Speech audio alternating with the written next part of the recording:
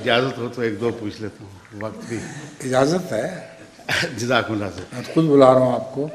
حضور سورت البقرہ آیت نمبر 256 آیت الکرسی والی آیت، اللہ تعالیٰ نے ارشاد فرمایا ہے کون ہے جو اس کے حضور شفاعت کرے مگر اس کے اذن کے ساتھ.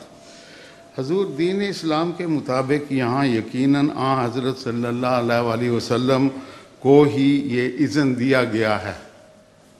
آپ کو کس نے بتایا ہے؟ یقیناً جو آپ نے کہہ دیا ہے.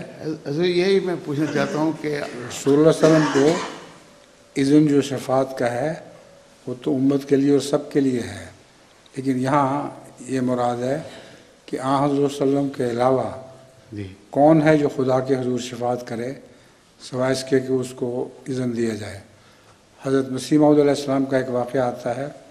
ایک موقع پہ آپ نے دعا کی اور وہ ایسی صورت تھی کہ وہ معلوم ہوتا تھا دعا قبول نہیں ہوئی، تو اس پر حضرت مسیح موعود علیہ السلام نے عرض کیا کہ اے اللہ میں شفاعت کرتا ہوں.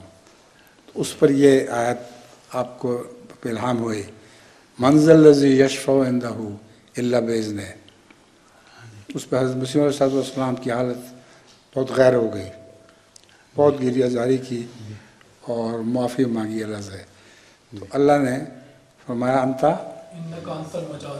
انت المجاز، تجھے اجازت دی جاتی ہے. تو یہ مراد ہے. امت میں اور بھی کئی ہوں گے جن کو شفاعت کی اجازت ملی ہوگی، مگر رسول اللہ صلی اللہ علیہ وسلم تو ہمیشہ کے لیے شفیع مقرر ہیں.